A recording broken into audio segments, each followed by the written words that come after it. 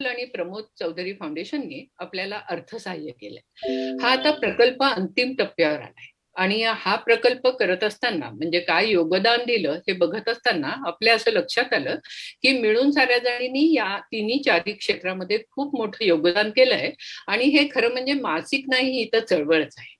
त्याच्यामुळे मासिक नव्हे चळवळ अशा पद्धतीची सुद्धा टॅगलाईन आता आपल्या सप्टेंबरच्या अंकात येणार आहे आणि ती आपण बघू शकता. आजच्या आपल्या विचारदूतांबरोबरच्या गप्पा म्हणजे मिळून साऱ्या जणीचा जो स्वातंत्र्य, समता, मैत्रभावाचा विचार आहे तो विचार गावोगावी पोचण्याचं काम आपले मिळून साऱ्या जणीचे प्रतिनिधी करत असतात. तसंच आपले मित्र मैत्रिणी वेगवेगळ्या क्षेत्रातल्या या सुद्धा आपल्या बरोबर विचारदूतांचं काम करत असतात.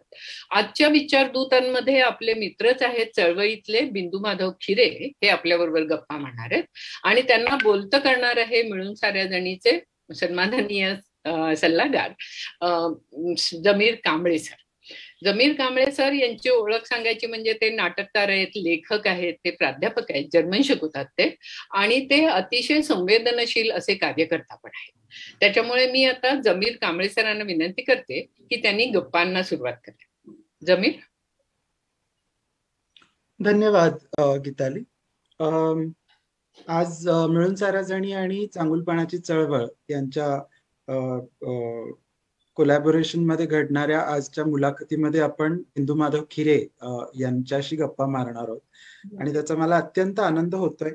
मुख्य म्हणजे भारतातली लैंगिकतेची चळवळ आणि भारतामध्ये मुख्यतः महाराष्ट्राची चळवळ, त्याच्यामध्ये पुण्याची चळवळ, असा सगळा आपण ग्राफ पाहिला तर त्या सगळ्या इतिहासामध्ये बिंदू माधव खिरे हे नाव आणि हे व्यक्तिमत्व फारच महत्वाचं आहे आणि म्हणून आपल्याला त्यांचा हा सगळा प्रवास चळवळीचा, त्यांच्या समाजकार्याचा, लैंगिकतेवर केलेल्या समाजकार्याचा आढावा आपल्याला आज मिळणार आहे आणि तो आपल्याला सगळ्यांनाच खूप मदतीचा ठरणार आहे असं मला वाटतं. बिंदू माधव खिरे यांची थोडक्यात ओळख सांगायची तर एक वैयक्तिक ओळख माझी त्यांच्या बरोबर असलेली आणि एक सामाजिक त्यांची जी ओळख आहे जी सगळ्यांनाच माहीत असली पाहिजे ती. वैयक्तिक ओळख सांगायची म्हणजे मला स्वतःला जेव्हा कळायला लागलं होतं की मी समलैंगिक आहे तेव्हा मला बोलायला कोणीही व्यक्ती नव्हती, कोणालाही सांगता येत नव्हतं, कारण समाजामध्ये या विषयाबद्दलचं असलेलं मौन आणि या विषयाकडे बघण्याचा जो दृष्टिकोन होता त्यामुळे जी काही भीती वाटत होती याबद्दल बोलण्याची, घरातल्या लोकांशी बोलता येत नव्हतं. अशा वेळेला मी स्वतः माझ्या वैयक्तिक प्रवासामध्ये अशा व्यक्तीला शोधत होतो की जिच्याशी आपण उघडपणे आपल्या या समस्येविषयी, आपल्या प्रश्नांविषयी बोलू शकतो आणि ती व्यक्ती माझ्यासाठी बिंदू माधव खिरे होती. आणि साधारण 2000 साली आम्ही भेटलो आणि त्या दिवसापासून बिंदू ने जी सपोर्ट सिस्टीम उभी केली आहे लैंगिक ओळखींच्या निरनिराळ्या व्यक्तींसाठी पुण्यामध्ये, महाराष्ट्रामध्ये, ती सपोर्ट सिस्टीम आजवर मदत करत आलेली आहे आणि म्हणून मला वैयक्तिक पातळीवरही खूप आनंद होतोय की आज मला त्यांची मुलाखत घ्यायला संधी मिळते आहे. दुसरी ओळख आपल्याला सगळ्यांना माहीत असली पाहिजे त्यांची, ती म्हणजे त्यांनी 2002 साली समपथिक ट्रस्ट नावाची संस्था उघडली पुण्यामध्ये आणि LGBTच्या लोकांचे प्रश्न, त्यांच्या समस्या आणि आउटरीच वर्क असे निरनिराळ्या गोष्टींवरती काम करणं त्यांनी या संस्थेच्या मार्फत सुरू केलं आणि मला आठवतंय अगदी सुरुवातीला ते हे सगळं काम एकहाती करायचे, त्यांच्याकडे फंड्स नव्हते. अमेरिकेमधली चांगली नोकरी, IT इंडस्ट्री मधली चांगल्या पगाराची नोकरी आणि ग्रीन कार्ड अमेरिकेचं, ते सगळं सोडून ते पुण्याला परतले आणि त्याच्या मागे एवढाच हेतू होता की त्यांना LGBTच्या लोकांसाठी काहीतरी सुरू करायचं आणि म्हणून त्यांनी त्यांचं सगळं करिअर, वैयक्तिक जो काही त्यांचा प्रवास होऊ शकला असता तो सगळा बाजूला ठेवून त्यांनी त्यांचा वैयक्तिक प्रवास हा त्यांच्या सामाजिक कार्याशी जोडला आणि मला वाटतं की आजच्या मुलाखतीमध्ये हळूहळू प्रश्नांमधनं पण त्यांची ओळख होत राहील. काही गोष्टी आहेत ज्या त्यांच्या व्यक्तिमत्वाला समजून घेण्यासाठी खूप इंटरेस्टिंग आहेत. त्या म्हणजे बिंदू लेखक सुद्धा आहे, साहित्यिक लेखक सुद्धा आहे आणि सामाजिक विषयांवर, लैंगिकतेशी संबंधित विषयांवरही खूप पुस्तकं त्यांनी स्वतः सुद्धा प्रकाशित केलेली आहे. त्याच्यापैकी समलैंगिक लोकांचे प्रश्न किंवा काही मार्गदर्शिका सुद्धा लैंगिक शिक्षणाशी संबंधित किंवा अनेक अशा विषयांवरती त्यांनी लिखाण तर केलंच आहे, पण मला ते नाटककार म्हणूनही माहिती आहेत. त्यांनी अनेक नाटकांचं लेखन केलेलं आहे. त्यांनी पार्टनर नावाची एक कादंबरी सुरुवातीला लिहिली आहे. त्याच्यामध्ये समलैंगिक लोकांचे प्रश्न, त्यांचे वैयक्तिक लैंगिक प्रश्नांवरती त्यांनी ती कादंबरी लिहिलेली आहे आणि तीही खूप महत्वाची आहे असं मला वाटतं. नुकतंच त्यांचं नवीन पुस्तक आलेलं आहे. त्याचं नाव आहे नो मॅन्स लँड. आणि या पुस्तकामध्ये त्यांनी त्यांच्या आजवरच्या सामाजिक कार्याच्या प्रवासावरच्या आठवणी लिहिलेल्या आहेत. आत्मचरित्रपर पुस्तक आहे. तर बिंदू, तुझी ओळख मी या पुस्तकाच्या मदतीने पण करून घेणार आहे. आणि जरी मी असं म्हणत होतो की माझी त्यांच्याशी वैयक्तिक ओळख आहे, परंतु हे पुस्तक वाचल्यावर लक्षात आलं की बिंदूला आपण खरं तर नाही अजून ओळखत आहोत. कारण त्यांनी त्याच्या प्रवासामध्ये ज्या ज्या अडचणी आल्या, ज्या ज्या समस्या उद्भवल्या, त्या सगळ्यांना तो कसा सामोरा गेला आणि ग्रासरूट लेवलला त्यांनी जे काही काम केलं आहे ते मला फार वरवर माहिती. त्याचे तपशील, त्याचे डिटेल्स, त्याचं सगळं त्या मागच्या त्याच्या भावना, त्याला आलेले भावनिक समस्या, हे सगळं त्यांनी या पुस्तकामध्ये मांडलं आहे. तर बिंदू, बिंदू, तुझं स्वागत आहे आज एकतर आजच्या मुलाखतीमध्ये. तर मी या पुस्तकापासून सुरुवात करतो. या पुस्तकाच्या उपशीर्षकामध्ये तू स्वतःला गे ऍक्टिव्हिस्ट असं म्हटलं आहेस. तर पुढे सुद्धा पुस्तकामध्ये ही चर्चा आली आहे की वेळा निरनिराळ्या कार्यशाळांमध्ये तुझे मतभेद झाले आहेत लेबल्स या विषयावर. काही लोकांना वाटलं की लेबल्सची काय गरज आहे वगैरे वगैरे, आणि तू ठाम राहिलायस या भूमिकेवरती की लेबल्स महत्वाची आहेत. तर तुझ्या गे ऍक्टिव्हिस्ट या लेबलवरती तुझं काय म्हणणं आहे? म्हणजे त्याच्या मागे तुझी काय भूमिका आहे आणि त्याच्या मागे तू काय म्हणू पाहतोयस? मला वाटतं हा प्रश्नचं उत्तर प्रत्येक पिढी वेगळं देते. मी एका अशा पिढीतनं आलेलो आहे की जिथं होमोसेक्शुअल हा शब्द सुद्धा माहिती नव्हता. म्हणजे माझी ओळख जेव्हा 7वी 8वीत मी वेगळा कळायला लागलो तेव्हा याला काय म्हणायचं हे माहित नव्हतं. म्हणजे कॉलेजमध्ये गेल्यावर जेव्हा कळायला लागलं की याला होमोसेक्शुअल म्हणतात किंवा आणि ती विकृती आहे, डिसऑर्डर आहे असं आलं, तेव्हा तो एक टॅग त्या मेडिकल टर्मिनॉलॉजीने दिलेला होता एक. आणि दुसरी गोष्ट म्हणजे की त्याच्यानंतर जेव्हा मी कामाला सुरुवात केली तेव्हा HIV हा महत्वाचा विषय असल्यामुळे नॅशनल एड्स कंट्रोल ऑर्गनायझेशनने जेव्हा काम सुरुवात केली तेव्हा सर्व लैंगिक अल्पसंख्याक HIVचा इन्सिडन्स जास्ती असल्यामुळे ह्याला क्लब करून एक शब्द टर्मिनॉलॉजी काढली होती, MSM, main who have sex with main. त्यात बायसेक्शुअल आले, गे आले, जे स्वतःला स्ट्रेट किंवा भिन्नलिंगी समजतात पण पुरुषांशी विविध कारणासाठी संबंध ठेवतात ते आले, तृतीयपंथी सुद्धा जे छुपे आहेत ते आले. हे त्यामुळे ही अम्ब्रेला खूप मोठी होती आणि मी स्वतःला नुसतं माझे सगळं व्यक्तिमत्व, भावनिक, बौद्धिक, शारीरिक, हे सगळं व्यक्तिमत्व एक फक्त सेक्सची वस्तू, main who have sex with main, संभोग, पुरुषाशी संभोग करणारा पुरुष, हे एवढ्या फक्त सेक्शुअल लेवलवर आणून ठेवण्याचं जे काम नाकोनी, अर्थात त्यांचं इंटेन्शन HIV दृष्टीने असलं तरी माझ्यासाठी हे प्रॉब्लेमॅटिक होतं. कारण लोकांमध्ये जो समज आहे की हे फक्त सेक्ससाठी एकत्र येतात, संभोगासाठी पिसाटलेले आहेत किंवा ह्याच्या पलीकडे ह्यांच्यात काही भावनिक जवळीक नसते किंवा ह्यांच्यात बाकी काही यांना काही ह्याच्यात काही इंटरेस्ट नसतो, तर तो MSMचा टॅग मला नको होता. मला आजही तो स्वीकार्य नाही. आणि त्यामुळे माझी ओळख गे हे विविध पैलू असलेली जशी भिन्नलिंगी व्यक्ती आहे की जिचं फक्त काही स्त्री पुरुषांनी स्त्री बरोबर, स्त्रीनी पुरुषाबरोबर संभोग करणं अशी काही त्यांची व्याख्या होत नाही की स्त्री बरोबर संभोग करणारा पुरुष किंवा पुरुषाबरोबर संभोग करणारी स्त्री अशी जर त्यांची वर्गवारी जर केली जात नाही तर आमची वर्गवारी MSM म्हणून का केली जावी? मला काही बाकी पैलू नाहीत का? आणि तो मी एक कुठेतरी स्टिग्मा समजतो आणि मला माझा टॅग जो मला मान्य आहे तो म्हणजे गे, की जिथं माझी सर्व व्यक्तिमत्व फक्त माझं लैंगिक आकर्षण कोणाकडे याच्या पलीकडे जाऊन येतं, म्हणून मला टॅगिंग असणं महत्वाचं वाटतं. आताच्या पिढीला ही मागचा जो प्रवास माझा आहे तो त्यांना भोगायला लागलेला नाहीये. कारण 18-20 वर्षाच्या पोरांना जेव्हा मी 2000 साली काम सुरू केलं, ते 2000 म्हणजे ही पोरं काही जन्माला आली नव्हती तेव्हापासून मी काम सुरू केलेलं आहे. त्यामुळे माझ्या दृष्टिकोनाला एक इतिहास आहे, मी जे तर्क लावले त्याला इतिहास आहे, आणि तो वाहत वाहत तो इथपर्यंत आलेला आहे. आताची ज्या पिढीला आहे तिला फारशी कधी चळवळ करायला लागलेली नाही, शब्दासाठी ओढाताण करायला लागलेली नाहीये. कारण परदेशी वेस्टर्न वर्ल्ड मधनं जसं येतं तसं ते त्यांना पाहिजे ते सोयीनी शब्द उचलत आलेले आहेत, वेरॅज मी ते भोगत आलेलो आहे. त्यामुळे शब्दाच्या बाबतीत मी क्लिअर आहे की फ्लुइड सेक्शुअलिटी, क्विअर, किंवा आम्हाला कुठला टॅग नको तर मग अधिकार कसे मागणार जर तुमची ओळख नसेल तर.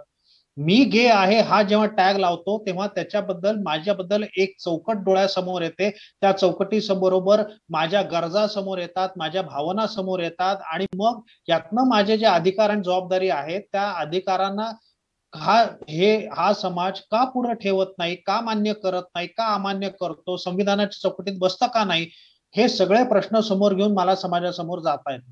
मी फ्लुइड सेक्शुअलिटी, क्विअर, मी नाही सांगू शकत मी कोण आहे, असे जर मी हे घेतले तर मग मला 377 असू देत, समलिंगी विवाह असू देत, समलिंगी व्यक्तीला दत्तक घेण्याची गरज असू देत, मिलिटरीमध्ये काम करणं असू देत, हे जे अधिकारांपासून हे जे हा समाज वंचित आहे त्याच्याबद्दल मी बोलणार कसं जर मुळात मी कोण आहे हे जर सांगू शकलो नाही तर. त्यामुळे मला आजही वाटतं, काली वाटत आलेलं आणि आयुष्यभर वाटत राहील की टॅग हा अत्यंत महत्वाचा आहे. अगदी अगदी मलाही मान्य आहे, नावांना खूप महत्व आहे आणि नावांच्या मागे निर्णय असतात आणि ते निर्णयही महत्वाचे असतात. त्याच्या मागे तू म्हणालास तसं एक चौकटही तयार केली जाते निर्णयाने, आणि त्या चौकटीमध्ये तुझ्यासाठी पाहायचं झालं तर मला वाटतं की आधी तर आपला एक व्यक्तिगत प्रवास चालू असतो आणि हळूहळू तो तुझ्या बाबतीत तो व्यक्तिगत प्रवास सामाजिक होत गेला, राजकीय होत गेला. तर स्त्रीवादी मला चळवळी अजून जमीर थोडं सांगू का? येस येस म्हणजे मी दलित चळवळीशी जरा सांगतो की म्हणजे हा प्रश्न पडतो की मी दलित आहे हे सांगायचं का नाही, असं जर कोणाला प्रश्न पडला तर त्याच्यासमोरही असे दोन वाद होऊ शकतात की नाही मी माणूस म्हणून पुरेसा आहे, मी दलित आहे म्हणून सांगायला का पाहिजे. पण ही आयडियल सिच्युएशन आहे, मला मान्य आहे. पण कधी जेव्हा त्याची जात कोणाला कळली काय नाही कळली काय फरक पडत नाही, अशा स्थितीला आल्यावरच ते होईल. जिथं जर दलित आहे म्हणून आज आपण देशभरात बघतो की कितीतरी दलित म्हणून म्हणा, मुस्लिम म्हणून म्हणा, किंवा विशिष्ट जाती म्हणा, आणि अगदी खेड्यापाड्यात ब्राह्मण मायनॉरिटीजना सुद्धा जे डिस्क्रिमिनेशन फेस करायला लागतं ते जातीमुळे किंवा धर्मामुळे, प्रांतामुळे, भाषेमुळे, अनेक गोष्टींमुळे. त्यामुळे तुम्ही तुमची आयडेंटिटी जर अधिकारांशी निगडीत आहे किंवा जे अधिकार तुमच्या हक्काचे आहेत आणि जे मिळत नाही याच्याशी निगडीत आहे ते अधिकार मिळवायचे असतील तर तुम्हाला तुमची आयडेंटिटी लपून कशी चालेल ती दाखवलीच पाहिजे. म्हणजे it is no longer your personal decision, it is a decision that is already made by society for you. Absolutely absolutely. आणि म्हणूनच तू म्हणतोयस तसं नावं गाळण्यासाठी सुद्धा म्हणजे तसा आधी समाज तयार करावा लागेल. म्हणजे नावांची आज गरज याचमुळे आहे की समाजामध्ये हे प्रश्न अजूनही सोडवले गेलेले नाहीये. तर त्यासाठी तू म्हणतोयस तसं निर्णयात्मक तो एक पाऊल उचलावंच लागेल नावांचं, आणि म्हणून मलाही ते अगदीच मान्य आहे. आणि म्हणून मला वाटतं की ही जी चौकट तुझ्यासाठी जी तयार झाली नाव सिलेक्ट केल्यानंतर, व्यक्तिगत प्रवास हळूहळू सामाजिक होत गेला आणि स्त्रीवादी चळवळीमध्ये पण वर आलेलं जे ब्रीदवाक्य होतं, जे जे व्यक्तिगत ते राजकीय.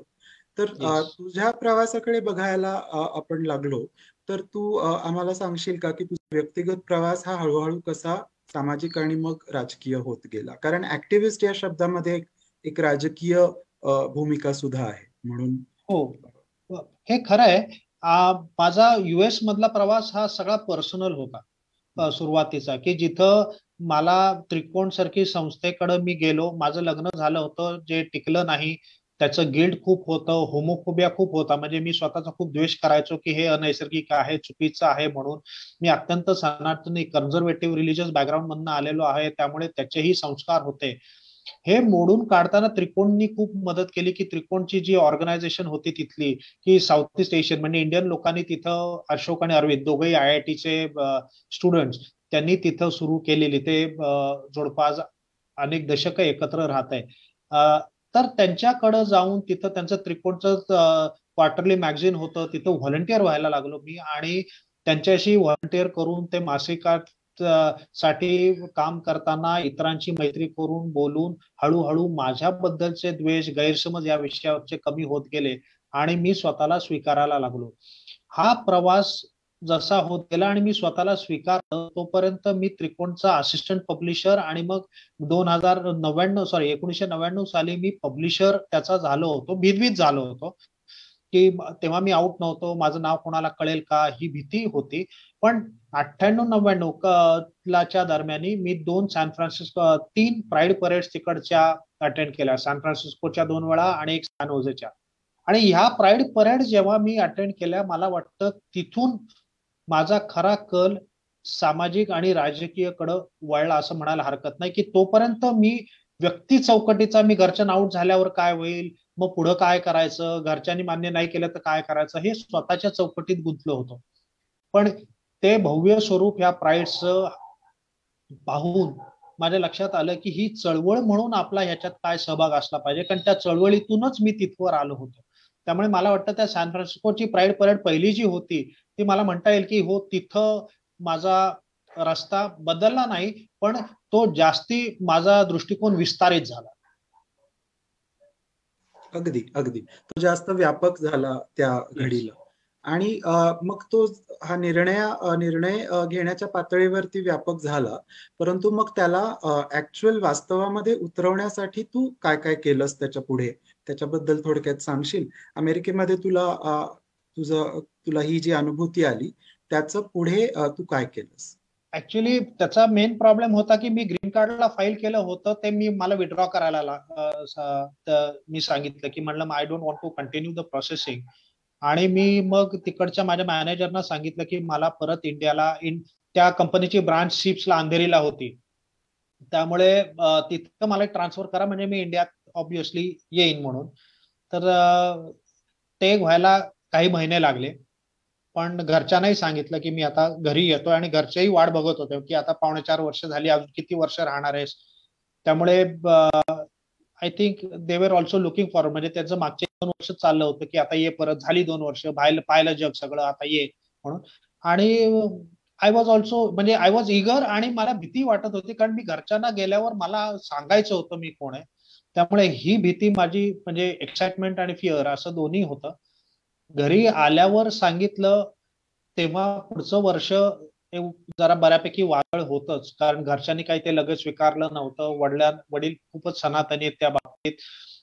आईलाही वाटलं की मी अमेरिकेत जाऊन ते काहीतरी फॅड आहे म्हणून मी घेतलेलं आहे, असं काही, म्हणजे असं काही नसतं, पेक्षा त्यांच्या तिथं लावून तुला चुकीची संगत लागली, हे असे समज होते. ते 2-4 बाबा महाराजांकडे नेलं, त्यांचे काय सल्ले ते घ्यायचा प्रयत्न केला. शेवटी मी तिला सायकॅट्रिस्ट कडे नेलं की ज्यांनी तिला समजून सांगितलं की हा आजार किंवा विकृती नाही आणि तो काही बदलणार नाही म्हणून.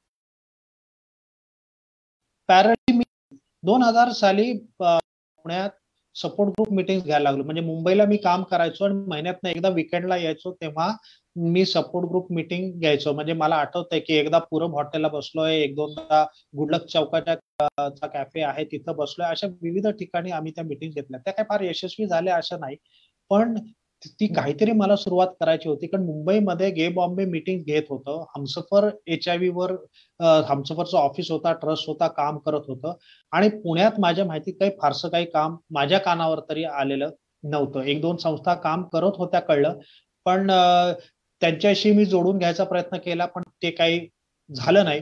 मग मी स्वतःच्याच मीटिंगचा घ्यायला सुरुवात केली. आणि त्या करताना माझ्या लक्षात आलं की मला नोकरी आणि या मीटिंग्स आणि हे कार्य असं पॅरलली करता येणार नाहीये. मला एक काहीतरी सोडावं लागणार आहे. सुदैवाने मी अमेरिकेत असल्यामुळे आणि माझ्या अदरवाईज मी आर्थिक गरजा खूप खूप कमी ठेवल्यामुळे, म्हणजे मी 4.5 वर्ष स्लीपिंग बॅगवर झोपलो, मी कधी बेड सुद्धा आणायचा त्रास घेतलेला नव्हता. त्यामुळे मी इन्व्हेस्टमेंट खूप करू शकलो आणि आर्थिक स्तरी आणू शकलो की मी इंडियात आल्यावर, म्हणजे आता मी नोकरी नाही केली तरी माझ्या इन्व्हेस्टमेंट मधनं निदान मला 2 वेळचं खायला मिळेल, राहता येईल. फार श्रीमंतीत नाही, पण माझ्या पुरेसं राहील. त्यामुळे मला आर्थिकदृष्ट्या तडजोडी कुठं करायची गरज नाही. अशी स्थिती असल्यामुळे मी विचार करून वर्षाने मी नोकरीचा राजीनामा दिला आणि ठरवलं की आता परत इंडियामध्ये नोकरी करायची नाही, काम करायचं. आणि मग तिथून मग ट्रस्ट करायचा. मग ट्रस्टला कोण ट्रस्टी पाहिजेत, या समलिंगी ट्रस्टला कोण ट्रस्टी होणार, तयार होणार का, मग ह्या सगळ्या त्या ट्रस्ट बांधायच्या जे चॅलेंजेस होते त्याला मग सुरुवात झाली. आता मग आपण समपथिक ट्रस्ट या विषयाकडे आलोच आहोत. तर आम्हाला थोडक्यात तू समपथिक ट्रस्टचा इतिहास आणि त्याचं आजवरचं काम, आता ती संस्था तू बंद करून नवीन संस्था सुरू केली आहेस आणि BQRF नावाची. तर समपथिक बद्दल आम्हाला थोडं सांग की मुळात समपथिक काय काम करत होती आणि त्या कामामध्ये आलेल्या काय अडचणी होत्या आजवरच्या. तर त्याच्यामुळे सगळ्यांनाच लक्षात येईल की लैंगिकतेचा मुद्दा नेमका काय आहे चळवळीचा, तेही लक्षात येईल. ट्रस्ट महत्वाचा होता कारण त्याला रेकग्निशन अदरवाईज तुमच्या कामाला येत नाही. व्यक्तिगत चळवळ ही ठीक आहे, पण अनेक गोष्टी असतात की मोठे प्रकल्प राबवायचे असतील, तुम्हाला सरकारशी एखाद्या मुद्द्यांवर बोलायचं असेल तर संस्था असणं, एक सामाजिक संस्था असण्याला वजन असतं. पण ह्या बाबतीत असं होतं की LGBT संस्थेला रजिस्ट्रेशन मिळेल का नाही, मग LGBT समलिंगी तृतीयपंथी हे शब्द ट्रस्ट डीड मध्ये वापरायचे का नाही, ते नाही वापरले. लैंगिक अल्पसंख्याक एवढेच शब्द ठेवले की जेणेकरून फार खोलात जायला नको, नाहीतर आपल्याला रजिस्ट्रेशन पासून अडचण येऊ शकेल. असे प्रश्न होते. कोणाला ट्रस्टी म्हणून निवडायचं हा प्रश्न होता, कारण अट होती की सगळेजण ट्रस्टी हे समलिंगी असले पाहिजेत, म्हणजे LGBTचे असले पाहिजेत आणि ओपन असले पाहिजेत. ते कधी त्यांचा बॅकमेल होऊ शकतील किंवा अशातले कोणी नाही पाहिजेत. असे उघड असलेले आणि वैचारिक मतभेद नसलेले लोक मिळणं खूप अवघड होतं. त्या काळात ते अवघड होतं. इनफॅक्ट आजही ट्रस्टी मिळणं की जे पैसा किंवा प्रसिद्धीच्या पलीकडे जाऊन खरंच काम करायचंय म्हणून 4 लोक एकत्र येतील असे ट्रस्टी आजही मिळणं खरं तर मुश्किलच आहे, माझ्या विषयात तरी नक्कीच. समपथिक ट्रस्ट मेन काम करत मी हेल्पलाईन सुरू केली होती. हेल्पलाईन काउन्सिलिंग मी करायचो. त्याच्यासाठी शिकायला मी doctor Gangakhedkar National AIDS Research इन्स्टिट्यूटचे, तेव्हा ते असिस्टंट डायरेक्टर होते, नंतर डायरेक्टर झाले. त्यांच्याकडे मी HIV आणि STIचं शिक्षण शिकलो. कॉन्डोम्स मी घेऊन सेफ सेक्सची माहिती द्यायला, समलिंगी मुलांना भेटून त्यांना कॉन्डोम्स वाटणं, त्यांना HIVच्या टेस्टिंग करायला घेऊन जाणं, गुप्तरोग झाला असला तर डॉक्टरांकडे जाऊन त्यांचे औषधोपचार करणं, LGBT बद्दलच्या सेशन्स घेणं, हे काम तेव्हा करायचो. आणि जेव्हा शक्य तेव्हा लिखाण केलं पाहिजे हे सारखं डोक्यात होतं, पण मराठीत त्या काळात खरंच काही लिहिलेलं नव्हतं. म्हणजे मला माहिती आहे की माझं पार्टनर मी जेव्हा लिहिलं तेव्हा फारसं नव्हतं. म्हणजे तेंडुलकरांची गोष्ट एक नाटक होतं लेस्बियन्स बद्दल, होळी महेश एलकुंचवारांचं एक नाटक होतं, ऑक्टोपस म्हणून तशी पाहायला गेलं तर होमोफोबिक कादंबरी होती. असे 2-4 होते. ट्रान्सजेंडर्स वर सतीश आळेकरांचं बेगम बर्वे नाटक होतं. पण अशी मोजकी सोडले तर मराठीत ह्याच्याबद्दल फारसं लिहिलेलं नव्हतं. आणि पॉझिटिव्हली आणि with not a bad ending, म्हणजे सगळे शेवटी आत्महत्या करतात, मरतात, असं शेवट नसलेले किंवा होमोफोबिक नसलेले फारसं काही नव्हतं. तर मला वाटलं की एक रिअलिस्टिक पोर्ट्रेल असलेलं काहीतरी मराठीत लिहिलं पाहिजे, म्हणून मी पार्टनर लिहायला 2003-4च्या 2 का 3च्या आसपास मी ते घेतलं. आणि आय एम हॅपी टू से की ते आजही मुलांना, आजच्याही पिढीच्या मुलांना ते आता फ्रीमध्ये PDF फाईल म्हणून उपलब्ध आहे. तर आजच्याही पिढीच्या मुलांना ते खूप आवडतं. मला वाटतं की ते माझं एक मोठं यश मी मानतो. कारण तसं मराठीत त्या काळात मी लिहिलं त्याच्या आसपास पुण्या जन्माचं दुःख हे म्हणून एक पुस्तक होतं, मला वाटतं मंगला आठलेकरांनी एडिट केलेलं. ते लेस्बियन्स आणि बायसेक्शुअल विमेन्सच्या गोष्टींवर. आणि सचिन कुंडलकरांचं कोबाल्ट ब्लू, ते मला वाटतं थोडं नंतर आलं. तर अशी 2-3च पुस्तक, चेतन दातारचं एक नाटक होतं, एक माधवबाग, एवढे 8-10 पुस्तकं जेमतेम होती संबंध LGBT विषयावर. खरं. पुढे नंतर तू समपथिक ट्रस्ट मधनं आउटरीच वर्क पण सुरू केलंस. आउटरीच वर्क म्हणून तू काय केलंस आणि त्याची काय आव्हाने तुला कुठल्या आव्हानांना सामोरं जावं लागलं? आउटरीच बेसिकली हे काम करायचं म्हणजे लोकांना भेटणं आणि आपल्या बाजू त्यांना पटेल असे विशेषतः संवेदनशील लोक कोण आहेत ते शोधणं, हा सर्वात महत्वाचा प्रॉब्लेम होता. आजही एवढे सगळे निर्णय येऊन, कायद्याचे निर्णय येऊन सुद्धा आजही 10तले 8 लोक या विषयाला मानत नाहीत, सपोर्ट करत नाहीत. ही वस्तुस्थिती 2021 ची आहे. आपण बोलतोय 2002-3च्या आसपासची. त्यामुळे डॉक्टर्स अत्यंत समलिंगी द्वेष्टे होते. सायकॅट्रिस्टची बहुतेक सगळे तसेच होते. त्यामुळे पोलीस माझ्या कोणीच संवेदनशील ओळखीचे नव्हते. इनफॅक्ट मलाच पोलिसांची एवढी भीती वाटायची की मी पोलिसांची कधी फार या विषयाशी बोलायला गेलो नाही. त्यामुळे बहुतेक सगळा फोकस हा मेडिकल आणि कल्चरल या आस्पेक्टला होता. कल्चरल सुद्धा रिलिजन अशा अर्थी नाही, पण काउन्सिलिंग आणि त्या मुलांना सपोर्ट करणं की it is okay, you are not abnormal. पण मोस्ट फोकस हा मेडिकल होता की HIV प्रमाण खूप होतं आणि हा समज होता की HIV हा बाधित स्त्रीपासून पुरुषाला होईल किंवा संसर्गित पुरुषापासून स्त्रीला होईल, तो एखाद्या संसर्गित पुरुषापासून पुरुषाला होईल हा समजच नव्हता. कारण टीव्हीवरच्या जाहिराती असू देत किंवा पेपरमध्ये येणाऱ्या HIV बद्दलच्या जाहिराती असू देत, या सातत्याने मोनोगॅमी, ऍब्स्टिनन्स म्हणजे संभोग करू नका, ब्रह्मचर्य पाळा याच्यावर भर होता, किंवा तो विवाहाच्या चौकटीतूनच संबंध ठेवा याच्यावर भर होता. बाकी कोणत्याच प्रकारच्या ह्याला माहिती नव्हती आणि काय काळजी घ्या असंही नव्हतं. हा फोकस फक्त ऍब्स्टिनन्स आणि मोनोगॅमी यावरच होता. त्यामुळे समलिंगी लोकांना, समलिंग संबंध ठेवणाऱ्या लोकांना HIV होतो हेच बहुतेक समाजातल्या लोकांना माहिती नव्हतं. हा मेजर प्रॉब्लेम होता. माझ्याकडे TI म्हणजे प्रोजेक्ट नसल्यामुळे मला एकट्याला सगळंच काम, म्हणजे ऑफिस झाडू मारून घेण्यापासून ते कॉन्डम आणण्यापासून ते बॅगेत घेऊन जिथं समलिंगी लोक भेटतात ते शोधत त्यांना जाऊन समजून सांगून कॉन्डम देणं, हे सगळं मी स्वतः करत होतो. आणि ते करताना बहुतांशी डॉक्टर होमोफोबिक असल्यामुळे मला मोजके, म्हणजे डॉक्टर गंगा खेडकरांसारखे खूप मोजके, डॉक्टर गंगा खेडकर किंवा STIच्या बाबतीत डॉक्टर सुनील तोलात, सायकॅट्रिस्टच्या बाबतीत डॉक्टर भूषण शुक्ल आणि इतर सायकॅट्रिस्टच्या बाबतीत मी जास्ती लकी होतो. पण मला 5-6 सायकॅट्रिस्ट मिळाले की जे LGBT इन्क्लुझिव्ह होते, समलिंगी तृतीयपंथी समाजाला समजून घेणार आहे. पण बहुतेक अनुभव हे निगेटिव्ह होते की बाबा तू समलिंगी कसा काय, तुला तर मिशी आहेत, मग तू भूमिका कोणती घेतो पुरुषाबरोबर, किंवा असे तऱ्हेचे जे पर्सनल प्रश्न अदरवाईज आपण कोणालाच कधी विचारत नाही, असे प्रश्न सुद्धा सामोरे जायला लागलेले आहेत. आणि त्यामुळेच खूप वेळा असंही व्हायचं की ज्या लोकांना खरंच गरज होती डॉक्टरांच्या मदतीची ते आजार अंगावर काढायचे, कारण त्यांना डॉक्टरांकडे जायला भीती वाटायची. पण that had to be done.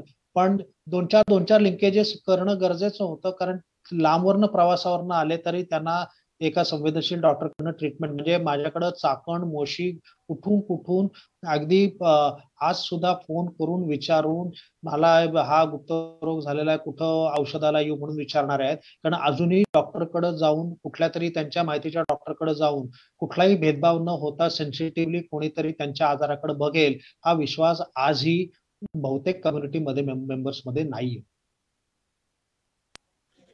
खरंय, अगदी खरं. चळवळीचा सगळा इतिहास जर आपण पाहिला भारतातला, म्हणजे LGBTच्या चळवळीतला, त्याच्यामध्ये अर्थातच तुझी संस्था आउटरीच वर्क करून खारीचा वाटा म्हणून तिचा हातभार लावतच होता. परंतु मला वाटतं या चळवळीमध्ये सांस्कृतिक अभिव्यक्ती सुद्धा तितकीच महत्वाची आहे हे तुझ्याही लक्षात आलंच होतं. आणि त्याच्यामध्ये मला वाटतं प्राईड आणि आता गेले काही वर्ष तू अद्वैत नावाने फिल्म फेस्टिवल्स पण भरवतोयस पुण्यामध्ये, आणि मूकनायक नावाचा दिवाळी अंक सुद्धा काढतो आहेस. तर या सांस्कृतिक अभिव्यक्तीच्या महत्वाबद्दल तुला काय वाटतं आणि ते का करावं असं वाटलं तुला? उदाहरणार्थ प्राईड. हा बरोबर आहे. तू म्हणतोस ते अगदी बरोबर आहे. एक तर मला तुझं हे आवडलं होतं की तू ऑफबीट म्हणून नाटक लिहिलं होतंस आणि ते याला पुणे युनिव्हर्सिटीला एकदा ते सादरही झालं होतं आणि ऑडियन्सचा रिस्पॉन्स बघता माझ्या लक्षात आलं की this is a good medium to reach out to people. पुस्तक हे व्यक्तिगत वाचत असलो तरी मास एका ग्रुपला हा विषय पोहोचवण्यासाठी हे मीडियम चांगलं आहे हे मला माहित होतं. दुर्दैवाने माझं आर्ट्सचं बॅकग्राऊंड काहीच नसल्यामुळे माझ्या मर्यादा होता की मी ऍक्च्युली खरंच काय व्यक्तिगत करू शकेन किंवा अशा तऱ्हेचं काय प्रोत्साहन देऊ शकेन, या दोन वेगळ्या गोष्टी होतात. लिखाणाकडे माझा कल असल्यामुळे मी लिखाणाकडे जास्ती ऑब्विसली लक्ष दिलं. पण हे खरं आहे की जर व्यक्तिगत पासन सामाजिक पासन जर आपण राजकीयकडे वळत असू तर पब्लिक फेस एखादा इश्यू घेऊन पब्लिकली समोर जाणं, चार लोकांसमोर येणं हे अत्यंत महत्वाचं असतं आणि ते करायचे मार्ग कोणते, तर हे विविध मार्ग मी एक्सप्लोर केले की प्राईड काढायची होती. हे इनफॅक्ट ते तुझ्याकडनंच पहिल्यांदा आलं होतं की आपण पुण्यात एकतरी प्राईड काढायला पाहिजे म्हणून. म्हणजे ही खरी आयडिया जमीर तूच सुचवली होती आणि मला ती पटत होती. फक्त भीती होती कारण ती कधी काढली नव्हती, त्यामुळे त्याचं नेमकं स्वरूप काय असेल, ते आपल्याला झेपेल का नाही, तिथं काही गडबड होईल का नाही. कारण अशा विषयाची कधीच प्राईड संबंध पुणे जिल्ह्यात न निघाल्यामुळे फक्त संबंध महाराष्ट्रात मुंबईतच झाली होती. मुंबईत प्राईड व्हायच्या, बाकी कुठंच व्हायच्या नाहीत. पण मुंबई हे महाराष्ट्र असून सुद्धा मुंबईचं महाराष्ट्राशी त्याचं नातं कमीच, कारण ते सगळंच कल्चर खूपच महाराष्ट्र इतर महाराष्ट्रापेक्षा वेगळं आहे. त्यामुळे मुंबईत प्राईड निघते म्हणजे इतर कुठल्याही शहरात सहज निघेल किंवा तिथं काही अडचण येणार नाही असं समजायचं काही कारण नव्हतं. त्यामुळे पुण्यात प्राईड कशी काढायची, त्या पोलिसांची काय अडचण येईल का. सुदैवाने मला वर्षा अगोदर senior police inspector Bhanupratap Barge sir सामाजिक सुरक्षा विभागाचे हेड झाले होते आणि पोलीस कमिशनर मिरण बोरवणकर तेव्हा पोलीस कमिशनर होत्या आणि त्या क्वार्टरली मिटिंगना मी जायचो. त्यामुळे कॉन्फिडन्स यायला लागला होता की पोलीस म्हणजे सगळ्यांना घाबरून जायचं कारण नाही. जोपर्यंत आपण कायद्याच्या चौकटीत बसून काम करतोय तोपर्यंत आपल्याला सपोर्ट मिळेल. त्यामुळे ते खूप कॉन्फिडन्स आला होता त्याच्यामुळे. आणि मग तू सुचवलेलं ते सीड स्टार्टेड जर्मिनेटिंग आणि मग एक दिवस ठरवलं की नाही आपण ते करूयात म्हणून. आणि तेव्हा ते गरजेचंही होतं.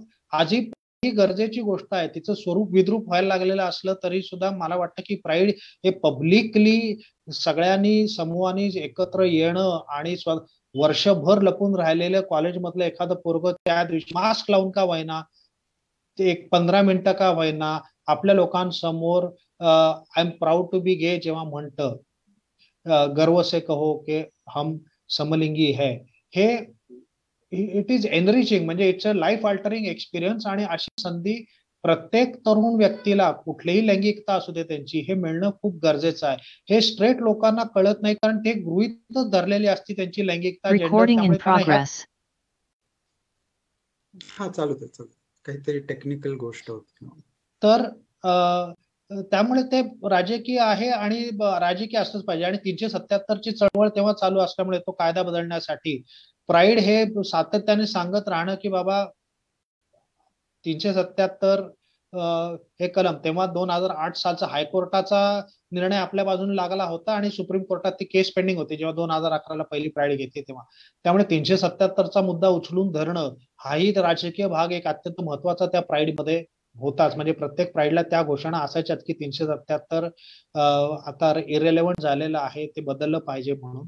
त्यामुळे तो राजकीय भाग होता. आणि फिल्म फेस्टिवल बद्दल म्हणाल तर परत तेच की सगळे प्राईडलाच ओपनली येतात असं नाही. अनेक जण असतात की ज्यांना इतर इव्हेंट्सना यायचं असतं पण तसे प्लॅटफॉर्म्स नसतात. तर मला वाटतं की ते फार क्लोजेटमध्ये अगदी ग्रुप काउन्सिलिंग नाही आणि एकदम पब्लिकली प्राईड इव्हेंट नाही, असं मध्ये काय आहे की जे सेमी प्रायव्हेट आहे आणि तिथं लोक येऊ शकतील. तर मला वाटलं की नाटक आणि सिनेमे हे दोन आहेत तिथं येऊ शकतील म्हणून. आणि नाटकाच्या बाबतीत तू 1-2 नाटकं ऑलरेडी लिहिली होती, करत होतास. फिल्म्सच्या बाबतीत खरं तर काळात काही फारसं होत नव्हतं. मराठीत तर मला वाटतं पालेकरांचा थांग सोडला तर मराठीत आजही चित्रपट LGBT वरचे नाहीच आहेत. हिंदीतही मोजकेच माय ब्रदर निखिल किंवा असे आम्ही 1-2 ह्याच्यावरच आपण तेव्हा होते, फार काही हिंदीतही सिनेमे नव्हते. तर मला वाटलं की फिल्म फेस्टिवल मधनं सुद्धा लोकांपर्यंत आपला आवाज पोहोचवणं योग्य होईल. तर त्यामुळे हे 2 महत्वाचे हे विचार मी मनात घेतले होते करायचे. अगदी, अगदी. आता आपण चळवळीच्या आजच्या टप्प्यावरती येऊन थोडंसं बोलूया. तुझ्या पुस्तकाचं पण शीर्षक तू नो मॅन्स लँड असं दिलं आहेस. तर त्या शीर्षकावरही थोडंसं बोल. आणि पुस्तकाच्या आत क्विअर लँड असाही शब्द येतो. म्हणजे आजची जी नवी पिढी आहे तिच्याबरोबरही तुझे बरेच मतभेद झाले. प्राईडच्या मुद्द्यावरूनही झाले. प्राईडमध्ये अनेक नियम तुला लावावे लागले होते, कारण त्या चौकटीबद्दल तू आधीच बोललायस की पोलिसांबरोबर झालेल्या चर्चेमधून एक चौकट ठरवावी लागली त्याची. त्यामुळे काही नियम तुला करावे लागले प्राईडसाठी. परंतु नव्या पिढीच्या लोकांना ते नियम कळत नव्हते, मान्य नव्हते. त्यामुळे त्यांनी तुला बरेच टॅग्स पण दिले. तुला संस्कारी म्हटलं, ब्राह्मण म्हटलं, किंवा काय पुरुषी आहे, पेट्रियार्कल आहे, अशी अशी हजार शिव्याही तुला मिळाल्या लोकांकडून. परंतु तुझी भूमिका ठाम राहिलेली आहे पहिल्या प्राईड पासून.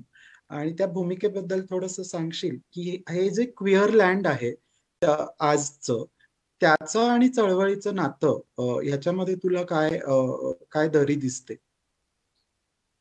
मुद्दा असा आहे की तुम्ही फेसबुकवर ऍक्टिव्हिजम करताय का फील्डवर रस्त्यावर उतरून ऍक्टिव्हिजम करताय, ही खरी दरी आहे. तुम्ही म्हणता ते सगळं बरोबर आहे. तुम्ही फेसबुकवर बोलता असं पाहिजे असं पाहिजे, हे मला सगळं तुमचं थिओरॉटिकली सगळं मान्य आहे. तिथं काय वाद घालायचं काही कारण नाही. पण प्रॅक्टिकली तुम्ही जेव्हा फील्डवर उतरून काम करता तेव्हा ते आयडियल जग नाहीये. ते स्पेसिफिक काही लिमिटेशन सगळ्यांचे असलेलं जग आहे. म्हणजे लिमिटेशन माझ्याही आहेत, तशा लिमिटेशन पोलिसांच्याही, सरकारच्याही लिमिटेशन्स आहे. म्हणजे एखादा सरकारी अधिकारी भेटतो की ज्याला खूप काही तुमच्यासाठी करायचं असतं, एखाद्याची परमिशन द्यायची असते, पण ते त्याच्या हातात नसतं, कारण तो कायदाच मुळात त्याच्या विरोधात असतो. तर हे आम्हाला तुमचं सगळं म्हणणं मान्य आहे, पण हा कायद्यात बदल होत नाही तोवर आम्ही हे करू शकत नाही. सॉरी, मग व्यक्तिगत मला काही वाटू देत. अशा तऱ्हेचे अधिकारी अनेक वेळा भेटतात. आता प्रश्न आहे की दरवेळी मी तुमच्याशी सरकारकडं दरवेळी चळवळ हा जो शब्द आहे ना, तर हा नवीन जनरेशनचा काहीतरी गैरसमज आहे की चळवळ म्हणजे दरवेळी ऑपोजिशन आणि सरकारचं जे म्हणेल त्याला ऑपोजिशन. हाच हे मला फारसं कळत नाही, कारण मी HIV त्या काळापासून मी करत असल्यामुळे सरकारशी तडजोड करणं, बोलत राहणं, संवाद करणं, त्यातली ठीक आहे एकदम 4 पायऱ्या चढून जाता येत नाही, एक तर पायरी चढता येते, चला तेवढं तरी चालू एकत्र, असं म्हणून मी आपला मुद्दा रेटायचा प्रयत्न करत आलेलो आहे. My way or the highway हे सरकार बरोबर मुळात करता येत नाही. मायवे ऑर द हायवेला फक्त आपल्याला काय करता येतं, सरकार ऐकत नसेल तर कोर्टात जाता येतं, की जे 377 बद्दलचं आपल्याला कळलं की 377 ला कोर्टात जाण्याशिवाय काही पर्याय नाही. तर तिथं आपण जातोय, पण कोर्टात 377 ला गेलो तरी HIV, कॉन्डोम, ART ची औषधं वेळेवर मिळणं, याच्यासाठी सरकारशीच आपण परत नेगोशिएट करत बसलो. सरकार आपला मित्र नाही, हे मला मान्य आहे, पण तो दरवेळी शत्रूच आहे आणि तो दरवेळी विरोधात त्याच्या गेलं पाहिजे असं नाहीये. आपल्याला तडजोडी प्रॅक्टिकली कराव्या लागतात. मला खूप वेळा विचारलं जातं की तुम्हाला पोलिसांना तुमचं पोलिसांबरोबर एवढं कसं काय जमलं. दरवेळी जमलं का, तर नाही जमलेलं. पण वस्तुस्थिती आहे की मला जर दरवर्षी प्राईड काढायची आहे, वस्तुस्थिती आहे की माझ्याकडे ब्लॅकमेल एक्स्टॉर्शनच्या केसेस येतात की जिथे त्या लोकांची लग्न झालेली असतात किंवा त्या मुलाला ब्लॅकमेल झालेलं असतं, घरच्यांना माहिती नसतं, ती संवेदनशील केस असते आणि ती संवेदनशीलरित्या हँडल करायची असते. तिथं मला पोलिसांशी संवाद साधावाच लागतो. तिथले संवेदनशील कोण आहेत शोधावे लागतात आणि तेही मला तेवढ्याच संवेदनशीलतेने मदत करतात. त्यामुळे केवळ त्यांनी वर्दी घातली म्हणे पोलीस वाईट म्हणजे सगळे वाईट आणि वर्दीवाले सगळे वाईट, आणि असं असं मला मीडियावाले सुद्धा विचारतात की म्हणजे त्यांचा टोन असाच असतो की पोलिसांकडनं काय त्रास झाला. ही दृष्टी सातत्याने निगेटिव्ह बघताना मला काय चांगलं डॉक्टरांकडनं, पोलिसांकडनं, वकिलांकडनं साथ मिळाली आहे हे सुद्धा पोचणं मला महत्वाचं असतं. पण हा जो निगेटिव्ह माइंडसेट आपल्या LGBT कम्युनिटीचा झालेला आहे, त्यामुळे ट्रॉलिंग करणं, प्रत्येक निर्णयाला तो चुकीचाच कसा आहे आणि हा असा नाही पाहिजे आणि तो कसा पाहिजे, विरोधाला विरोध करणं, ह्या तऱ्हेचं आजचं कल्चर झालेलं आहे. हे जे विरोध करणारे आहेत यांनी ऍक्च्युली फील्डवर किती काम केलेलं आहे हे लगेच कळतं की तो भोपळा काम फील्डवर आहे आणि म्हणूनच ह्या अडचणी येतात. दुसरी अडचण अशी येते की LGBT ही मुळात वंचित कम्युनिटी आजही, हे सगळे अधिकार आले असले तरी आजही ती वंचित कम्युनिटी आहे. तिचे मूलभूत अनेक अधिकार मूलभूत सुद्धा इतर समाजांसारखे मिळालेले नाहीये. अगदी समलिंगी विवाह सारखी बेसिक गोष्ट सुद्धा अजून मिळालेली नाही. अँटी डिस्क्रिमिनेटरी लॉ समलिंगी लोकांसाठी आजही नाहीये. डोमेस्टिक व्हायलन्सचं प्रोटेक्शन ऍक्ट जसं बायकांना आहे तसं समलिंगी जोडप्यांना नाही. अशा असे बेसिक गोष्टी आहेत. या सगळ्या बेसिक गोष्टी असताना इतर कुठल्या तरी प्रश्नांनी कुठलीही समलिंगी लोकांची चळवळ कशासाठी उभी राहिली, तर समलिंगी लोकांचे मूलभूत अधिकार त्यांना मिळाले पाहिजे. आता CAA हा मुद्दा महत्वाचा आहे का? हो आहे. माझं काहीतरी व्यक्तिगत मत आहे, तुझं काहीतरी आहे, इतर प्रत्येकाचं आहे. ते मत एकच असेल असंही माझं म्हणणं नाही. पण प्राईड आपण का काढतोय, तर 377 आम्हाला बदलला पाहिजे, समलिंगी विवाहाला मान्यता मिळाली पाहिजे, तृतीयपंथीयांना काय बाबा आरक्षण कोर्टाने जर निकाल दिलेला आहे की त्यांना आरक्षण मिळालं पाहिजे, तर ते अजून आरक्षण का नाही मिळालेलं. असे जे मुद्दे आहेत हे LGBTनी गर्वाने अभिमानाने चालणं आणि त्यांचे हक्क मागणं आणि जे हक्क आहेत ते हक्क नुसतं कागदोपत्री न राहता ते त्यांना त्याचा फायदा मिळाला पाहिजे याच्यासाठी ती चळवळ आहे.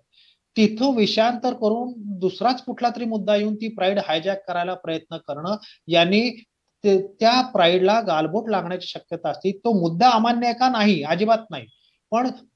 पण मी जसं सातत्याने सांगत आलेलो आहे की मराठा आरक्षण मोर्चाला आपण मराठा आरक्षणाबद्दल बोलतो, आपण पर्यावरणाचा प्रश्न घेऊन मराठा आरक्षण मोर्चाला जात नाही ना. का? तर मराठा आरक्षण मोर्चा हा विशिष्ट मराठा आरक्षणाच्या इश्यूवरनं काढलेला आहे. मग तो ओबीसीचा मोर्चा असेल तर तेव्हा तो FTIIचं कुठलं तुम्हाला काय पटत नाही ऍडमिनिस्ट्रेशन बदलायचं असेल तर FTI जेव्हा मोर्चा काढेल आणि तुम्हाला जेव्हा ते योग्य वाटेल की तो मुद्दा योग्य आहे, आपण जरूर जाऊ FTIच्या मोर्चात. पण FTIच्या एखाद्या पोराने मला फोन केला होता की आम्हाला आमचा डायरेक्टर मान्य नाही, काहीतरी तो कुठल्या तरी विशिष्ट पॉलिटिकल फिलॉसॉफीचा आहे, तर आम्ही त्याच्या निषेधार्थ तुमच्या प्राईड मध्ये येऊन ते घोषणा देणार आणि बॅनर घेऊन येणार. त्याला म्हटलं अजिबात यायचं नाही. तर अशा तऱ्हेचा LGBT प्राईड ही व्हल्नरेबल समजली जाते आणि ही व्हल्नरेबल करायला आमचाच LGBT तो चुकीच्या एक्सप्लॉइट करतो आणि स्वतःच्याच पायावर कुऱ्हाड मारून घेतो. हे माझं कालही विधान होतं, आजही आहे आणि उद्याही तसंच असेल. आपल्याला LGBT pride is only about LGBT issues आणि आणि हे खरंय, इंटरसेक्शनॅलिझम म्हणल्यावर विचार केला तर त्याचे अनेक पैलू येतात. पण ढोबळ अर्थी की जिथं जात पात इतर कुठल्याही कशाचा काही संबंध नसताना सुद्धा कॉमन प्रश्न आहेत ना, समलिंगी स्पेशल मॅरेज ऍक्ट, जातीशी संबंध नाही, धर्माशी संबंध नाही, तो फक्त दोन पुरुषांनी लग्न करायचं का नाही, त्याला कायद्याने मान्यता आहे का नाही, हे जे कॉमन इश्यूज आहेत की जिथं तुम्हाला इंटरसेक्शनलिझमचा इश्यू यायला पण नाही पाहिजे, याच्यासाठी आपण खरंच काय केलंय का? 2018ला आपल्याला 6 सप्टेंबरला 377 सुप्रीम कोर्टाने कडनं गेलं, ते मी त्यांचे मनापासून आभार मानतो. उद्या 3 वर्ष होत आहे. काय केलं आपण 3 वर्षात सामाजिक जनजागृती करण्यात की समलिंगी विवाह समलिंगी जोडप्यांसाठी का गरजेचं आहे? हे फेसबुक वाल्यांनी, हे जे इंटरनेट ऍक्टिव्हिस्ट आहेत यांनी काडी मात्र काही केलं नाही. They are bloody useless. त्यामुळे त्यांच्या बोलण्याला एका पलीकडं मी फारसा कधी किंमत दिली नाही आणि देणारे नाही. आणि त्यामुळे ज्या दिवशी मला वाटलं की हे कधीतरी गोंधळ घालतील प्राईड मध्ये येऊन, त्या दिवशी मी सरळ बाउन्सर्सना बोलवलं आणि प्राईड सक्सेसफुल रित्या पार पाडली. आणि पुढेही माझं एवढंच कडक धोरण राहणार. अगदी अगदी. इंदू, तुझ्या आजवरच्या सगळ्या समाजकार्याच्या प्रवासामध्ये तुला अनेक मंडळी भेटली आणि त्यांची तुला साथ मिळाली. गंगाखेडकरांचं पण नाव तू घेतलंस आता, अशोकराव कवी होते आणि तुझ्या पुस्तकालाही तू तुझ्या आईला समर्पित केलेलं आहेस आणि त्याच्यामध्ये तू म्हणतोस की the only woman I have truly loved in life. तर या सगळ्या माणसांबद्दल तू थोडक्यात आम्हाला सांगशील? त्याच्यामध्ये तुझी आई पण एक प्रकारे शांत समपथिकच होती तुझ्या प्रवासामध्ये, तर तिच्याबद्दलही सांगशील आम्हाला? हो, आईबद्दल आवर्जून सांगितलंच पाहिजे, कारण तिची साथ आहे म्हणून मी हे एवढं कार्य मोठं करू शकलो. सुरुवातीला तिलाही माझ्यासारखाच कमिंग आउट झाल्यावर ज्याला जो प्रवास काढायला लागतो कुबलर रॉस स्केल सारखा, तसा तिलाही तो भोगायला लागलेला आहे. आणि वयाच्या 58-60च्या वर्षी तिला ते सगळं झेलून नव्याने सुरुवात करणं इट्स नॉट इझी. म्हणजे मी तिच्या जागी असतो आणि स्टेट पालक असतो तर कदाचित मलाही तिच्यासारखं एवढं झेपलं नसतं. पण ते तिने केलं. शी बिकेम माय स्ट्रॉंग सपोर्टर. की इतकी की सुप्रीम कोर्टात जेव्हा 377ची याचिका होती की समलिंगी संबंध गुन्हा आहेत, तेव्हा समलिंगी मुलांच्या जी याचिका सुप्रीम कोर्टात ठरलं तर भारतात काहीतरी 15-17च पालक फक्त मिळाले. त्यात माझी एक आई आहे की ज्यांनी ते ऍफिडेव्हिट इंटरव्हेन्शन मध्ये तिने सपोर्ट केला. तिने एक सेकंद सुद्धा रेसवर सुद्धा मागं वळून की काय होईल का, मग मला येऊन साक्ष द्यायला लागेल का, मला हा सुद्धा प्रश्न विचारला नाही. कुठं सही करायची मला सांग, मी करायला तयार आहे. तर त्यामुळे तिचा हा सपोर्ट खूप स्ट्रॉंग राहिलेला आहे. वडिलांचा राहिलेला नाहीये. वडिलांनी एक हादी पलीकडं मी त्यांचं ऐकतच नाही म्हणल्यावर तेरी बी चूक मेरी बी चूक ते डोंट टाच त्यांनी ती पॉलिसी घेतलेली आहे, विच इज ऑल्सो ओके. म्हणजे विरोध करण्यापेक्षा निदान मी विरोधी करत नाही आणि सपोर्टही करत नाही, which is also half way journey झालाय असं म्हणायला हरकत नाही. त्यामुळे पण स्ट्रॉंग सपोर्टर, पाठीशी उभं राहणं, नवीन पुस्तक आलं की कुठलं पुस्तक आलंय बघणं, पेपरमध्ये काय आलं की हे बघ तुझं आज पेपरमध्ये आलंय, मला तिने आवर्जून दाखवणं, हे आजही ती करती, आवर्जून वाचती, तो पेपर बाजूला काढून ठेवती, हे बघ आज तुझं इथं आज, हे सातत्याने तिला पाठीशी राहिलेली आहे. अँड सो ते म्हणतात ना की every man has a woman behind the success, तर तशी ती माझी आई आहे. अर्थात त्याच्याबरोबर खूप स्ट्रेट कम्युनिटी सुद्धा माझ्या पाठीशी राहिलेली आहे. म्हणजे डॉक्टर गंगा खेडकर HIV साठी होते, डॉक्टर विजय ठाकूर यांनी मला हेल्पलाईनची मदत केली, ACP आता रिटायर झाले, भानुप्रताप बर्गे साहेब पोलिसाच्या बाबतीत कुठलाही केसेस झाला की साहेब आजही कोरोना आल्यामुळे एवढ्या ब्लॅकमेलच्या केसेस यायला लागलेल्या आहेत, एक्स्टॉर्शनच्या ब्लॅकमेलच्या, की साहेबांना सरांनी सांगितलेलं आहे कधीही फोन कर मला, मी तुला ऍडवाइस देईन. मी सरांना फोन करतो, मार्गदर्शन घेतो त्याच्याकडनं. कोरोनामध्ये धान्य वाटायला जेव्हा खरं ब्लॉक होते, म्हणजे पोलिसांनी सगळी नाकाबंदी केली होती, तेव्हा सुद्धा सरांनी सांगितलं होतं रिक्षा धान्याची कोणी अडवली तर माझा नंबर द्या, तुमच्या व्हॉलंटियर्सना देऊन ठेवा, मला फोन लावा, वेळ आला तर मी स्वतः पोलीस स्टेशनला येईन आणि तुम्हाला धान्य वाटायला ट्रान्सजेंडर्सना मदत करेन. त्यामुळे हे जे लिंकेजेस आहेत, doctor Bhushan Shukla, doctor Kaustubh Jog, doctor Raman Khosla, doctor Saumitra Pathare, doctor Devendra Shirole गेले आता, पण डॉक्टर निश्चल रावळ, असे असंख्य आहेत. सायकॅट्रिस्ट आहेत, डॉक्टर अरविंद पंचनदेकर, आता डॉक्टर ज्योती शेट्टी. आम्ही भारती विद्यापीठचा एक MOU केला, LGBT इन्क्लुसिव्ह क्लिनिक महाराष्ट्रातलं हे पहिलं भारती विद्यापीठ हॉस्पिटलमध्ये. तर त्याचा पुढाकार डॉक्टर ज्योती शेट्टी HOD सायकॅट्रीच्या, डॉक्टर तिथल्या मंजिरी दातार आणि डॉक्टर अरविंद पंचनदेकर या तिघांनी आपल्या बरोबर केलं.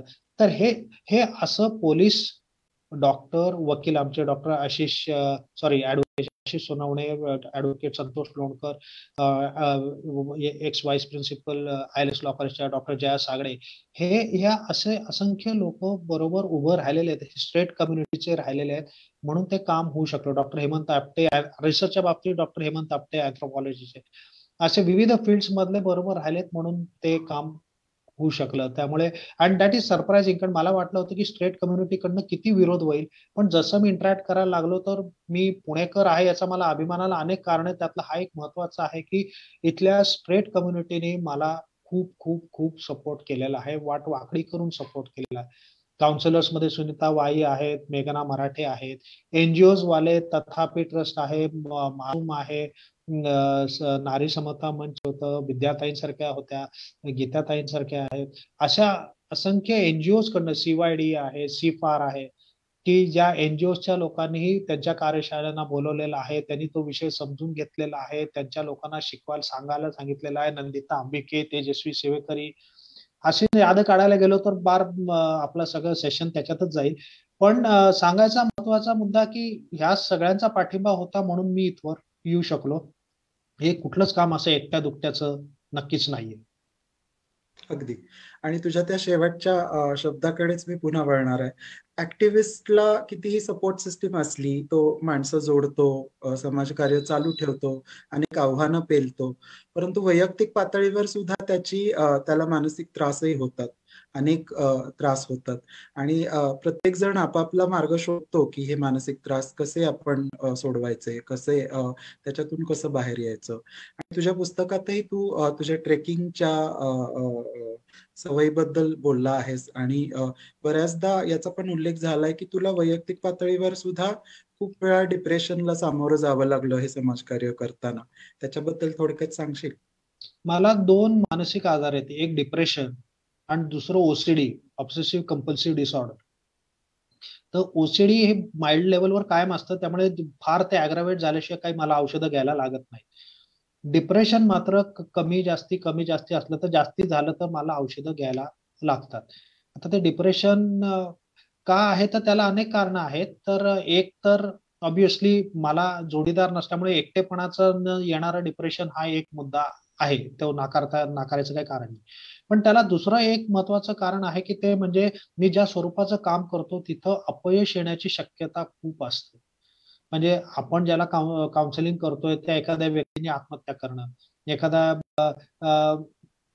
अ, ज्याला लग्न करायचं नव्हतं, घरच्यांना सांगितले पण शेवटी त्याला बळबळ लग्न करायला लावलेलं आहे, मग घटस्फोट झालेला आहे आणि ते फार म्हणजे आता सगळं घर खानदान उद्ध्वस्त झालेलं आहे. ह्या अशा सक्सेस रेट ज्याला म्हणतो तो 2 किंवा 3% वर मिळत नाही. त्यामुळे एवढं सातत्याने अपयश आणि फेल्युअर बघून ऑब्व्हियसली त्या कामाचं स्वरूपच तसं असल्यामुळे त्याला काही इलाज नाही. पण त्यामुळे ते इलाज नाही म्हणजे ते येणार नाही असं नाही. त्यामुळे ते टॅकलिंग करायला अडचणी असतात. तर एक मार्ग माझा होता की मला ट्रेकिंग आवडायचं. आता सगळंच बंद आहे हा भाग वेगळा.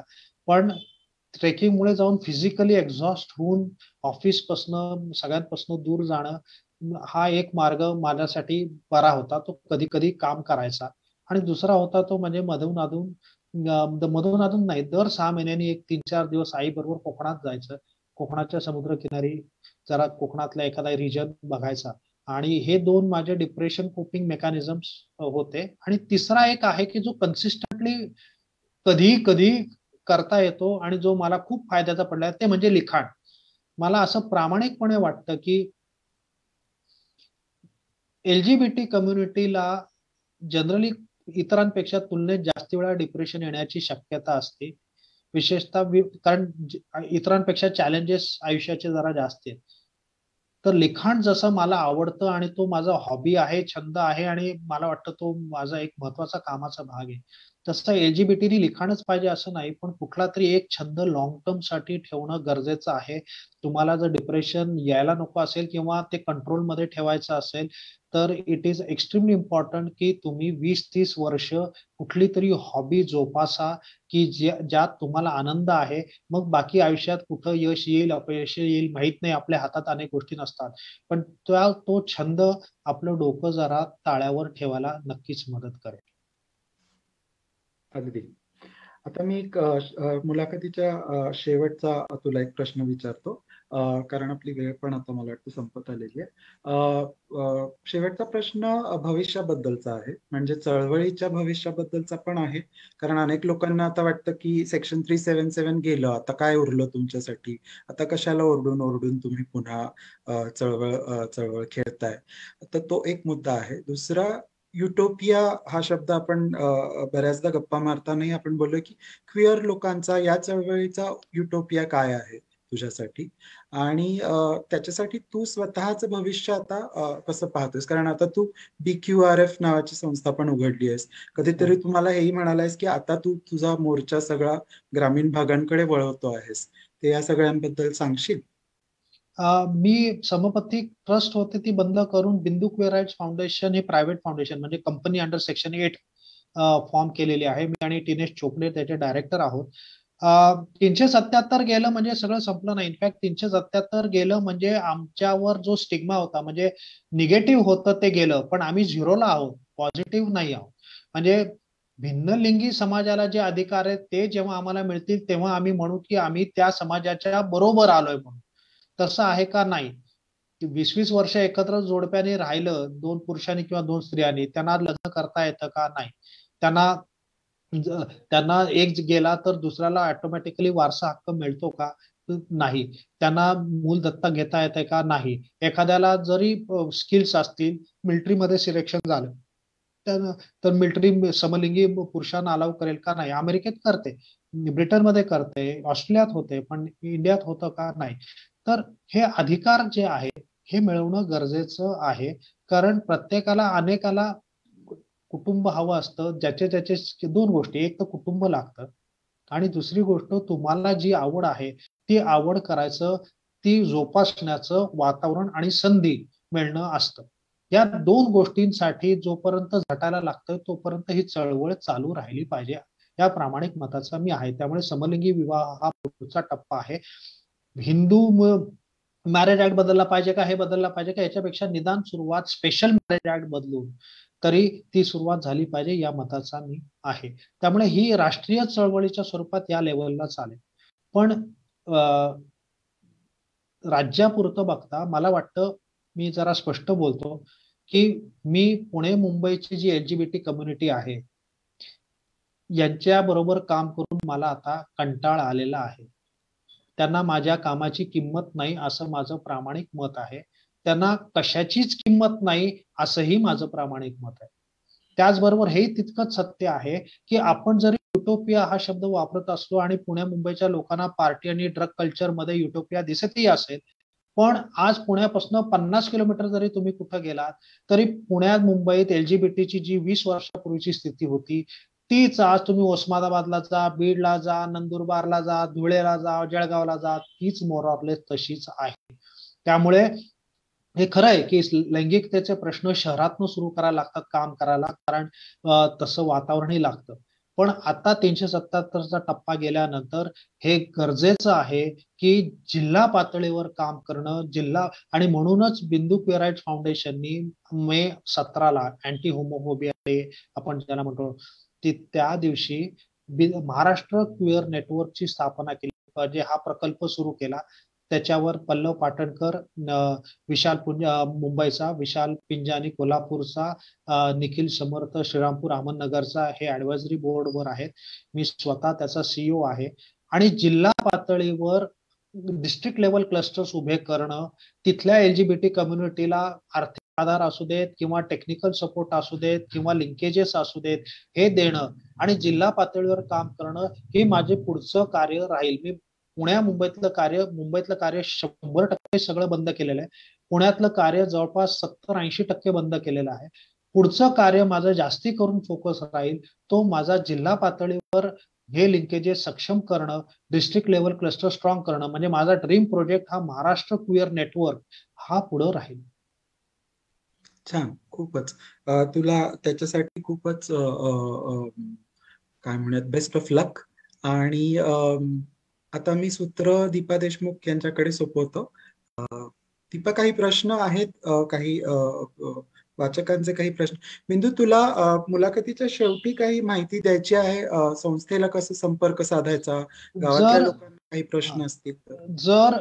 जर कोणाला लैंगिकतेबद्दल माहिती पाहिजे असेल, कोणाला काउन्सिलिंग पाहिजे असेल किंवा कोणाला या विषयातलं काही वाचन करायचं असेल किंवा या कुठल्या या विषयावर माहितगार असलेल्या डॉक्टरांची लिंक करून पाहिजे असेल तर मला तुम्ही व्हॉट्सअपवर, माझा व्हॉट्सअप नंबर आहे 9763640480 याच्यावर संपर्क साधा. डायरेक्टली कॉल करू नका, कारण बहुतेक वेळा मला कॉल घेणं शक्य नसतं. म्हणून ही गोष्ट तुम्हाला ईमेलवरनं संपर्क करायचा असेल माझ्याशी तर खिरेबिंदू KHIREBINDU@hotmail.com वर ईमेल लिहा.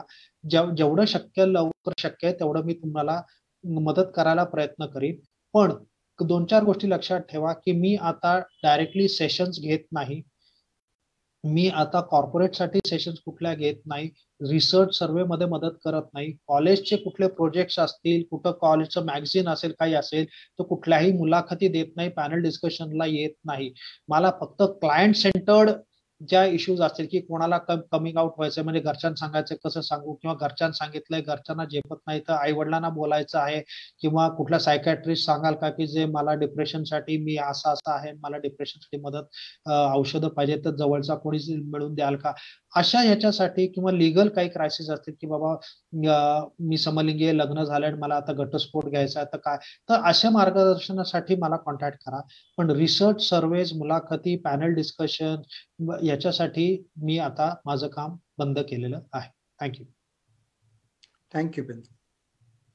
दीपा, आजचा वेळ म्हणजे आणखीन एवढाच हवा होता असं वाटतंय, पण आपण यासाठी आणखीन एक सत्र आयोजित करू आणि प्रश्न उत्तरांसाठी वेळ घेऊया. आजच्या या मुलाखतीत बिंदू माधव खिरे यांची परखड आणि स्पष्ट भूमिका आज खूप आवश्यक आहे आणि त्यासाठी पुढचा जो टप्पा आहे की जो समलैंगिक व्यक्तींसाठी विवाहाचा आहे त्यासाठी आपण सगळे सपोर्ट करूयात, त्यांच्या कार्याला शुभेच्छा देऊयात. आणि आज मिळून साऱ्याजणी आणि चांगुलपणाची चळवळ यांच्या संयुक्त विद्यमाने जे विचारदूतांच्या गप्पांच्या सत्रात ते सहभागी झाले, आपल्याशी गप्पा मारल्या, त्याबद्दल त्यांचे मनापासून आभार. जमीर आमचाच परिवारातला आहे, आपलाच आहे, तरी जमीरचे सुद्धा मनापासून आभार. आणि लवकरच भेटूया विचारदूतांच्या गप्पांसाठी पुढल्या सत्रात. तोपर्यंत नमस्कार. नमस्कार. नमस्कार.